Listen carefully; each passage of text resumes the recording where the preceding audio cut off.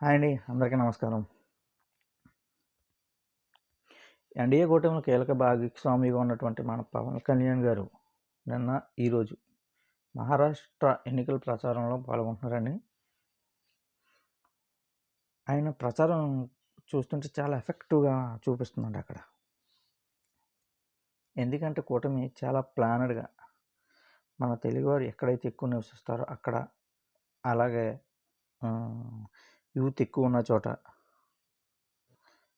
పవన్ కళ్యాణ్ గారి ప్రసంగం, ఆయన యొక్క క్రేజ్ ఎక్కడైతే ఎక్కువ ఉంటుందో అక్కడ ఆయన యొక్క ప్రసంగం చేశారండి. ఆయన యొక్క క్రేజ్ ఎక్కడైతే ఉంటుందో అక్కడ ఎక్కువ చేశారు. అలాగే రోడ్ షోలు, ప్రచార సభలు ఏర్పాటు చేశారు.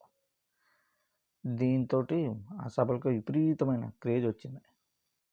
అయితే నిన్న ఆయన నాదేండ్ల జిల్లా పాలకు దిగ్గజాల్లో జరిగిన బహిరంగ సభలో పాల్గొన్నారు. 1.5 కిలోమీటర్ రోడ్ షో నిర్వహించారు.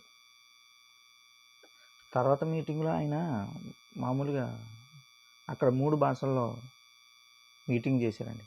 అందులో ఒకటి హిందీ, ఒకటి మరాఠీ, ఒకటి తెలుగులో ఒకటి.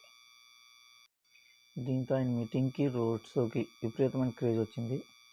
సో దీనివల్ల ఏంటంటే ఆయన యొక్క ఎన్నికల ప్రచారం ఇంకొక రోజు జరిగే అవకాశాలు ఉన్నట్టు తెలుస్తుంది.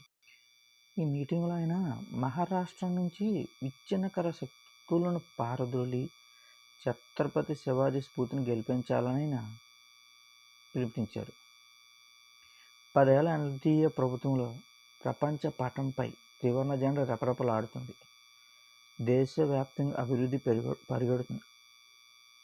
నాగపూర్ నుండి ఠాణే వరకు నిర్మించిన సమృద్ధి మహామార్గం రాష్ట్ర నవ నిర్మాణానికి బాటలు వేసింది అని గత 10 ఏళ్లుగా కేంద్ర స్థాయి నుంచి చేసినటువంటి ఎన్డీఏ ప్రభుత్వం గురించి ఆయన చెప్పుకుంటూ వచ్చారు.